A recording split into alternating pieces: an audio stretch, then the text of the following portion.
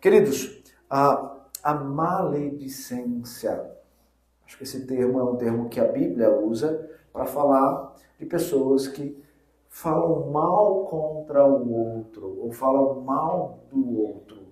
É chamado de maledicência. E a maledicência é um mal que mata. Não é um mal apenas que fere, mas é um mal também que mata. Se vocês prestaram atenção naquilo que lemos em Tiago capítulo 3, é muito pesado aquilo que Tiago demonstra para nós sobre o poder da língua. Nós conseguimos ver navios sendo conduzidos por um leme tão pequeno conduzindo um navio tão grande. Mas o contrário disso, pensando no órgão da língua, ela pode, tão pequena, também conduzir a maldade, o corpo inteiro. E a maledicência está ligado a esse objeto da língua, que muitas das vezes é usada para proferir o mal contra o outro injustamente. Davi está experimentando algo assim. Ele, um homem de Deus, está experimentando a maldade dos outros ao ser acusado daquilo que ele não fez. Mas essa acusação era tão forte, que estava doendo tanto, que ele vai expressar suas emoções nestes versos. Nós, como cristãos, por muitas das vezes, também somos alvos de maledicência. Por muitas vezes, injustamente, nós somos acusados só por sermos filhos de Deus, só por fazermos a vontade de Deus, só por vivermos para a glória de Deus. Porque o mundo não ama a Deus. E muitas vezes eles não querem nos ver amando a Deus. E acham que por nós amarmos a Deus, é nós que estamos errados. E por isso passam a proferir mentiras, falsidades, coisas que não é a realidade contra nós. E isso dói, isso machuca, e isso fere. Como lidar com isso? Davi soube lidar com essa situação, mesmo diante de muito sofrimento. E ele vai expressar aqui neste salmo. Então este salmo aqui, queridos, possivelmente, ele está na continuidade dos salmos 3 até aqui, o salmo de número 7. Nós já estudamos os outros salmos. Esse salmo tem como um contexto aquele momento em que Absalão, filho de Davi, vai persuadir os homens do seu pai para poder se levantarem contra Davi, contra o seu trono. E quando Davi se viu ameaçado de tal maneira que ele não conseguiria sustentar-se no trono, ele pegou aqueles fiéis homens que permaneceram com ele e fugiu da presença de Absalão, seu filho. Enquanto ele foge, ele vem demonstrando o seu sofrimento nesses salmos que nós já estudamos, do Salmo 3 até o Salmo de número 6. Agora estudando o Salmo de número 7, que são os mesmos contextos. E essa oração aqui não é uma reparação de falhas de Davi e nem resultado de alguém que sempre está certo. Na verdade, o que ele ora aqui é sobre esse fato de que a acusação contra ele não é verdadeira e Deus sabe que não é. E por isso ele vai expressar isso. Então, os salmos, eles são muito importantes porque são expressões emocionais de seres humanos, como nós, que sofreram amargamente por serem filhos de Deus. E ao olharmos para esses salmos, nós podemos ver que assim como eles, nós podemos ter atitudes corretas frente às lutas diárias da nossa vida. Então os salmos são muito importantes para o nosso entendimento de que não somos crentes sozinhos nessa caminhada, que sofrem coisas que outros não sofreram, mas que também nós sofremos aquilo que na história da cristandade muitos outros homens e mulheres também passaram a experimentar nas suas vidas por serem filhos de Deus. Então os salmos são importantes para nós termos essa compreensão mais exata daquilo que vivemos e de como podemos lidar com os nossos sofrimentos. Então vamos ver o que o salmista vai dizer para nós? Vamos entender o que o salmista quer nos ensinar? Em primeiro lugar, olhem comigo os versos 1 e 2. Quero ler novamente. Senhor, meu Deus, em ti me refugio. Salva-me de todos os que me perseguem e livra-me, para que ninguém, como leão, me arrebate, despedaçando-me, não havendo quem me livre. Diante da angústia, o salmista está dizendo o lugar que ele vai buscar refúgio e segurança. Diante da angústia que ele está sentindo, ele está dizendo que ele vai no Senhor. Perceba que aqui ele está falando em ti. É uma preposição em com um pronome em ti, que quando você junta os dois, traz uma força grande. E dentro da conjugação, você percebe que esse em ti, ele se refugia como local que ele sempre tinha à sua frente, como local que ele buscava viver continuamente. Então a ideia aqui é, tão somente em ti me refugio, porque Deus é o meu abrigo, é o meu lugar seguro, não somente nessa dor, mas enquanto eu caminho com Ele.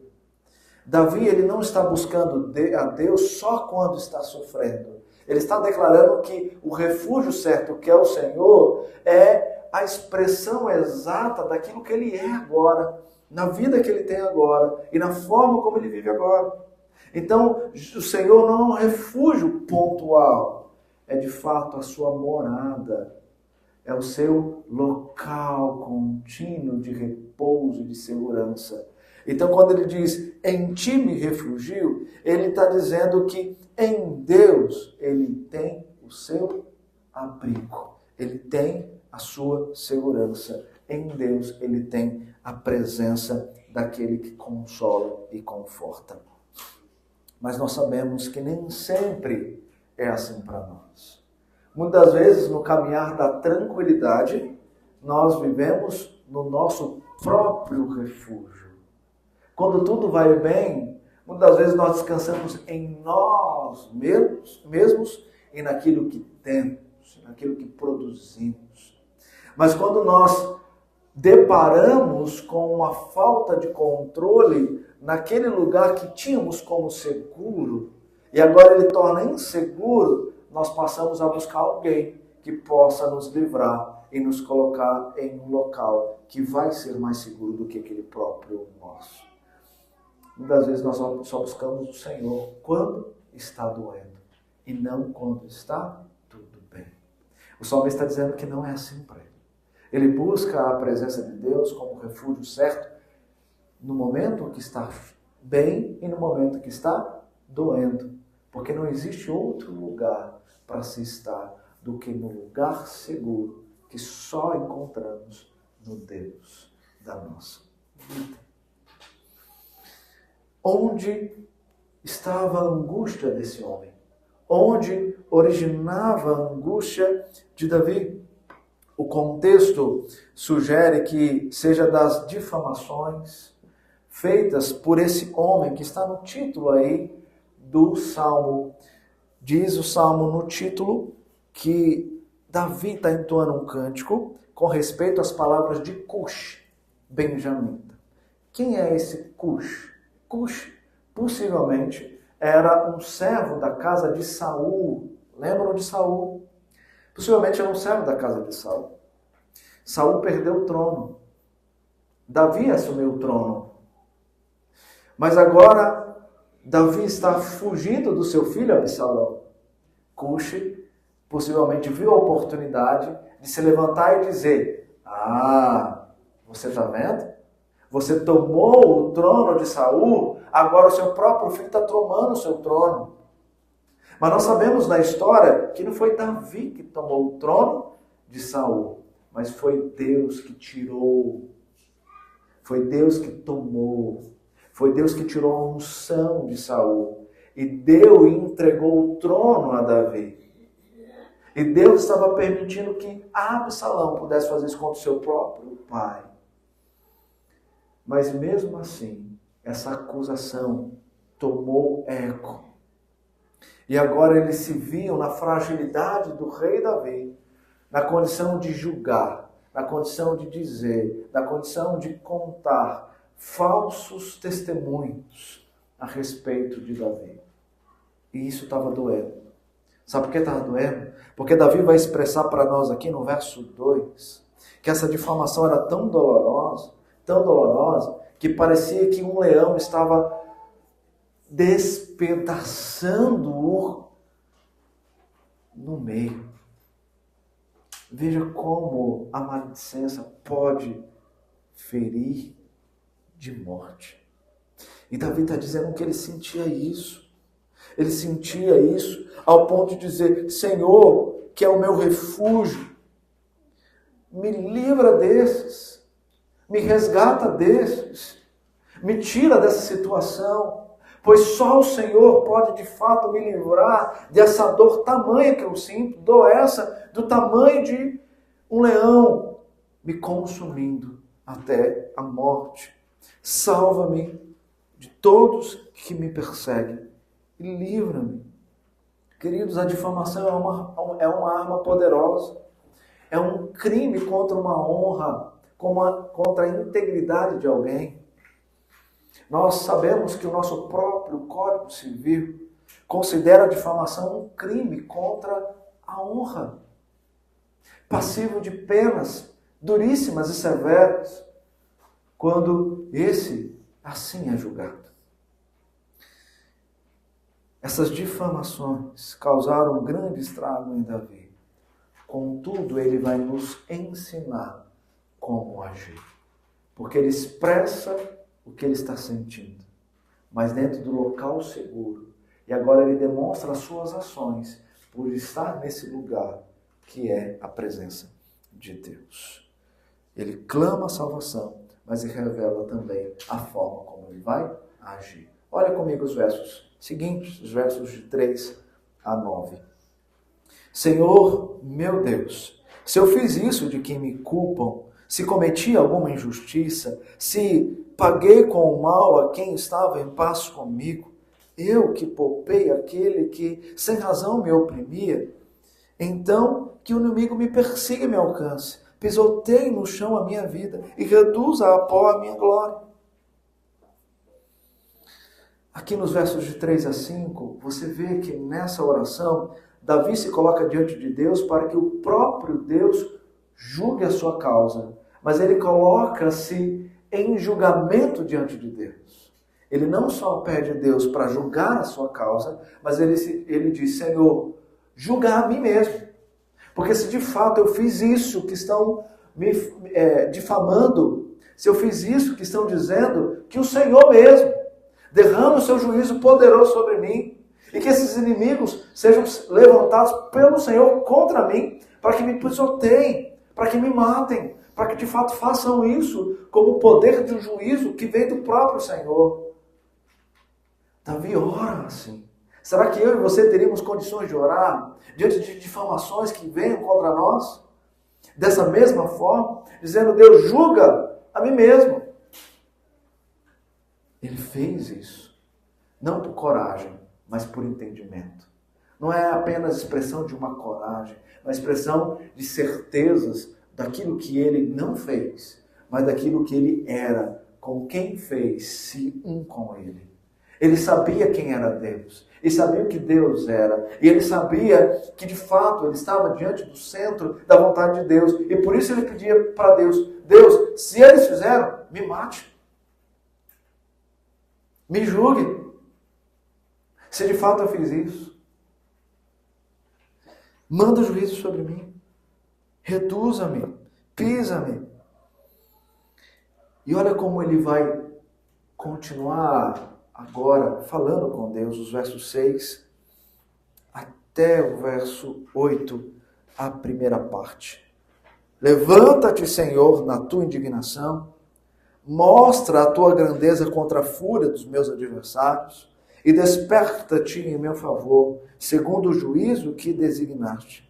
Reúna-se os povos ao redor de ti e das alturas domina sobre eles. O Senhor julga os povos. Julga-me, Senhor, segundo a minha justiça.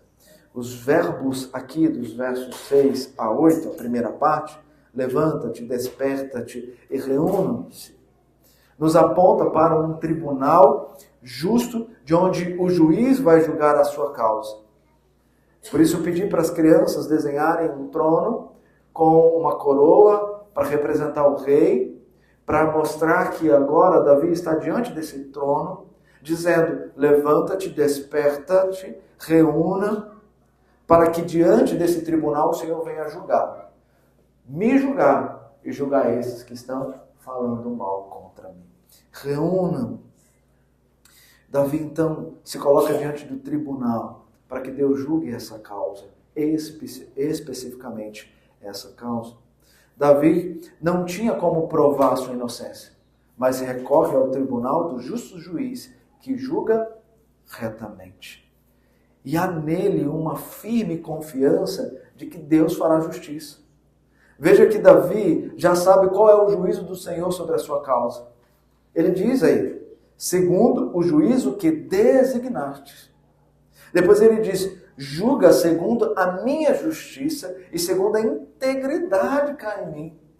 Ou seja, ele já pede ao Senhor para julgar, sabendo qual é o que Deus vai dizer, qual vai ser, de fato, a sentença do próprio Deus.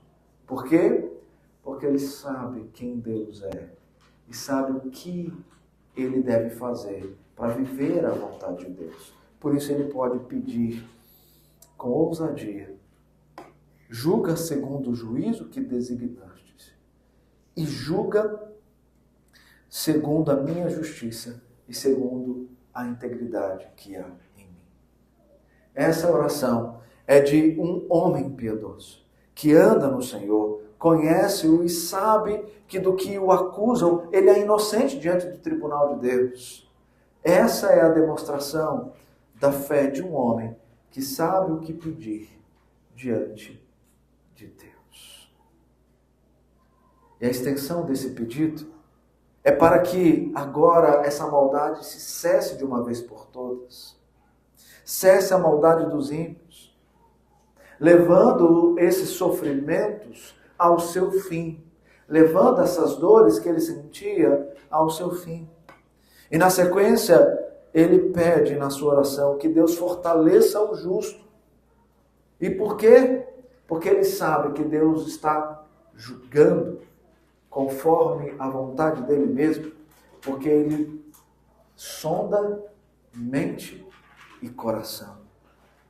Sonda mente e coração, ou seja, mais uma vez ele retorna à sua confiança, sabendo que Deus julga a sua causa conforme a sua integridade, porque ele também sabe que esse julgamento passará pelo Deus que nos conhece no mais profundo do nosso ser.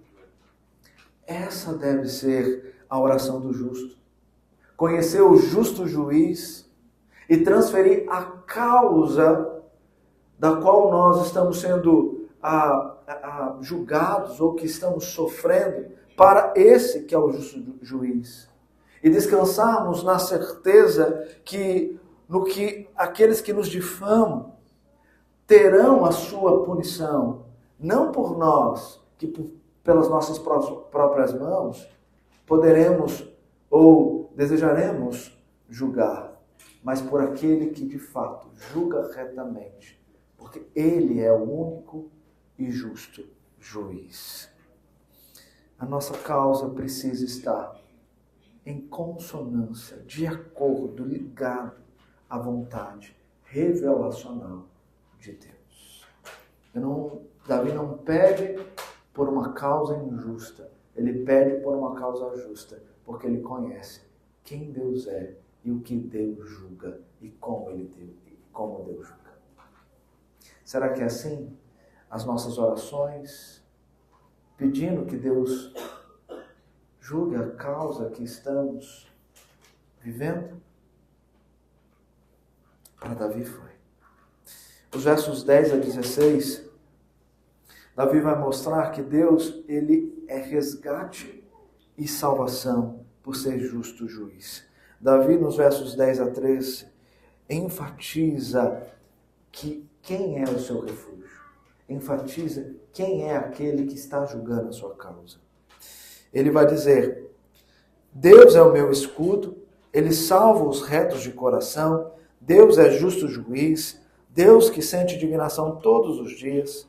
Se alguém não se converter, Deus afiará a sua espada. Já armou e deixou pronto o seu arco. Para ele, já preparou armas mortais. Fez as suas setas inflamadas. Ele é escudo, justo juiz, que sente indignação pelo que os ímpios fazem todos os dias. O que eles fazem todos os dias, Deus sente indignação. Ele usa aqui de uma linguagem militar para falar desse resgate naquele que julga. Diz que se alguém não se converter, Deus afiará a sua espada. E diz aqui que ele já armou e deixou pronto o seu arco. Ele já fez isso contra aqueles que ele vai mandar esse arco mortal e essa espada mortal, com setas inflamadas, para derramar o seu juízo. O perverso não escapará do juízo se ele não se arrepender e se converter. É isso que ele está dizendo. Se o perverso não se converter, ele não escapará dessas flechas inflamadas, dessa espada embainhada. Ele não escapará. Por quê? Porque Deus é justo juiz. E ao mesmo tempo ele está com a sua espada e com o seu escudo. Porque ao justo ele preserva, mas ao ímpio ele julga. Em sua oração, Davi está recorrendo às verdades sobre Deus, o que ele é, para a paz e descanso no tempo do juízo divino. Essas promessas, queridos, nos levam a entender que Davi está apontando para o juízo não apenas pontual, mas para o juízo final. Deus vai, em seu tribunal, de uma vez por todas, resolver toda a injustiça contra nós. E por fé, Davi entendeu isso. Não era algo que ele esperava ser resolvido imediatamente. Mas ele mostra que a demora causa dor. Contudo, a forma de esperar ainda é no Senhor. Porque a seu tempo ele julgará e aplacará contra o mal de uma vez por todas, quando ele vier na consumação do tempo. Então o juízo aqui que Davi está pedindo ao Senhor e que está descrevendo para nós, não é um juízo somente pela sua causa, mas é um juízo que ele sabe que vai acontecer, independente de ser naquele momento. Porque em fé ele acreditava que de uma vez por todas Deus iria aplacar o mal contra os justos. Sabe aquela causa que você está continuamente sofrendo e você não vê o fim dela? E que leva muitas vezes até você questionar aonde está Deus? Porque Deus não olha para mim? Porque Deus não resolve de uma vez por todas esse mal que estão proferindo contra mim? Porque Deus de uma vez por todas não aplaca essa dor que eu estou sentindo? Davi está dizendo, eu sei que Ele vai fazer, mesmo que não seja agora. Mas enquanto está doendo, eu estou no refúgio certo. Porque no final, é Ele que vence, e não o mal que vence. Então a tua causa, ela vai ser resolvida. Pode ser que não seja nesse tempo, mas no tempo da consumação, quando Cristo voltar, de uma vez por todas, Ele vai reunir todos os povos, vivos e mortos, para diante desse grande julgamento, julgar todos causa por causa. E aqueles que não se converteram serão aplacados com a morte eterna. Mas aqueles que se converteram e se entregaram ao Senhor e Salvador Jesus Cristo, esse pode ter a plena certeza que ele será protegido pelo escudo remidor do nosso Senhor e Salvador Jesus Cristo. Ele vai entrar na mansão celestial. Não porque ele tem mérito, mas porque os méritos de Cristo o levou agora a ser declarado como um justo e não mais um ímpio. Ele não vai padecer a morte, mas ele vai viver a vida eterna. Precisa se converter dos maus caminhos. Senão não tem como haver salvação. E só Ele pode salvar. E não tem como terminar o salmo como louvar a Deus. Olha o verso 17. É dessa forma que ele vai terminar o salmo. Ele vai dizer no verso 17: eu, porém, louvarei o Senhor segundo a sua justiça e cantarei louvores ao nome do Senhor Altíssimo. Como de costume, suas orações não podiam terminar diferente. Ele começa expressando as suas emoções dolorosas e termina grato por saber quem é o seu Deus e a quem ele entrega a sua causa. Eu, porém, louvarei o Senhor segundo a sua justiça e cantarei louvores ao nome do Senhor Altíssimo. Olha que convicção, olha que certeza. Onde ele termina aonde ele começou, na presença do seu refúgio seguro. Ele termina na presença de Deus. Ele declara diante de Deus, porque Deus nos permite fazer isso, todas as suas dores. Ele abre o seu coração, revela a sua emoção, mas ele termina sempre com certeza, porque ele sabe em quem ele crê. Ele está bem certo que esse é poderoso para fazer infinitamente mais de tudo aquilo que ele pede ou pensa. É assim para mim e para você. Mesmo sem ver o resultado, em fé basta sabermos que assim Deus faz, porque Ele nos conhece profundamente. E por nos conhecer profundamente, Ele nos descansa. Ele descansa a nossa alma. Ao chamar Deus aqui de Altíssimo, ele está enfatizando a majestade de Deus. Em confiança, ele exalta o nome do seu Deus pela revelação que o faz conhecer e descansar na certeza do julgamento e da sentença final.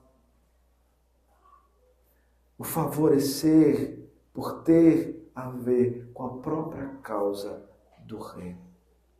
Deus é o seu resgatador, o seu justo juiz. Quando nós formos pedir, nós temos que entender se a nossa causa é de fato a vontade de Deus. E Deus nos permite conhecer a vontade dele nas páginas da Escritura. Se nós entendermos que essa causa necessita-se de Deus agir, eu preciso saber se ela está diante daquilo que Deus revela para mim. Porque senão eu vou sofrer, porque eu vou pedir e Deus não vai responder. Mas essa causa é justa, é causa que tem a ver com o reino de Deus. Eu vou pedir e Ele vai me atender. Mesmo que no momento Ele me dê consolo apenas, mas lá no final Ele vai, de fato, revelar o seu juízo sobre aqueles que tentam mal contra nós e contra Ele. Nós vemos como o mundo, com as suas flechas, tentam denegrir a imagem dos filhos de Deus. Tentam destruir todos aqueles que confessam o nome de Deus. Tentam destruir todos os princípios revelados na Escritura como princípios de vida e de família. Nós vemos isso. O mundo se levantou contra Deus. Mas, aparentemente, pode ser que eles estejam prosperando na maldade. Mas tenha certeza que quem já venceu o mal já o venceu na cruz do Calvário. Essa vitória já é certa. E já está declarada e revelada para nós nas páginas da Escritura, dizendo que nós receberemos a coroa da vida. E eles que vivem para o mal receberão o juízo eterno, o lago de fogo e enxofre. Deus está conosco. Deus é o nosso refúgio. Deus é a nossa fortaleza. Então, quando nós estivermos sofrendo, nós temos que nos colocar diante de Deus, pois só na presença dele há consolo certo. Fora dele há desespero e caos. Como podemos então concluir e aplicar essa palavra para nós? Veja como a falsa acusação, a maledicência, causam uma grande ferida na alma, e as consequências disso podem denegrir a boa imagem de Cristo que nós carregamos. O falso testemunho é uma proibição do mandamento de Deus. Não dirás falso testemunho. Por isso, não se pode julgar ninguém e nem acusar ninguém injustamente. Porque quem é o acusador? O acusador é o diabo, é Satanás. E quem é o juiz? Não nós. Juiz é Deus. Então, se o acusador é Satanás e juiz é Deus, por que eu tenho que tentar acusar o meu irmão ou julgar a causa minha ou do meu irmão? Não posso fazer. Está na mão do nosso Deus. Só Ele pode fazer isso contra os acusadores dos filhos dele. Então, não se coloque como acusador, muito menos como juiz. Portanto, se você cometeu ou vem cometendo falsas acusações contra o seu próximo, se arrependa. O texto diz isso. Se arrependa. Porque para o pecador arrependido, o juízo final será misericórdia. Agora, para o pecador que não se converteu, o juízo final será um juízo eterno. Por isso nós precisamos tomar cuidado com a nossa língua. O nosso irmão é o nosso próximo para amarmos, não para difamarmos. O nosso irmão está ao nosso lado, para juntos nós caminharmos dentro dos ideais de Deus. E não para viver dentro da dimensão dos nossos ideais. Nós estamos unidos em um só propósito. E não há divergência de propósito. Há apenas um só propósito. Por isso nós temos que caminhar assim, amando uns aos outros, apesar da diferença uns dos outros. Maledicência é pecado, e isso sequer deve ser nomeado entre os santos. Efésios capítulo 5, verso 2. Queridos, e para nós, que muitas vezes sofremos com injúrias, calúnias, que possamos fazer uma oração como a de Davi. E diante do justo juiz depositar a nossa causa. Pode ser que demore para a solução vir, mas se a causa é justa, ela chegará. Nem que seja no juízo final. Contudo, para o seu acusador, Deus derramará o justo juízo e para você a misericórdia dele, que vai te assistir e te fortalecer enquanto você está sofrendo e aguardando o deferimento da pena do nosso justo juiz. Agora, essa espera precisa ser diante do conhecimento a respeito da sua causa e do seu juiz. E isso nós só obteremos nas páginas das Escrituras, porque a única revelação de Deus para nós está aqui, está no livro da Bíblia. Aqui está a revelação de Deus. É daqui que nós vamos entender quem Ele é, quem nós somos e se a nossa causa de fato agrada ou não a Deus. Por isso, um bom caminho é a escola bíblica dominical. Nós estamos investindo, queridos, na escola bíblica dominical não para ter apenas um tempo a mais com vocês, não para cumprir uma tabela. Nós estamos investindo no conhecimento de vocês, para que diante do conhecimento que vocês vão absorvendo, vocês possam ser maduros na fé, a fim de combater as coisas que vêm contra nós e contra o nosso Deus, mas com conhecimento, com verdade, sendo perfeitos varões maduros na fé, para a honra e glória de Deus. O crente que não é maduro na fé, ele é levado por qualquer vento de doutrina, mas aquele que é maduro na fé, ele sabe discernir o falso profeta, ele sabe discernir as vãs filosofias, ele sabe discernir o verdadeiro caminho de vida e paz. Por isso nós precisamos nos esforçar para aprender, não apenas no culto, mas também na escola bíblica dominical. Por isso o meu desafio a você: participe da escola bíblica dominical. Nós teremos normalmente, não somente o pastor, os pastores, eu, o pastor Carlos, mas outros irmãos que já estão preparados para poder ensinar vocês.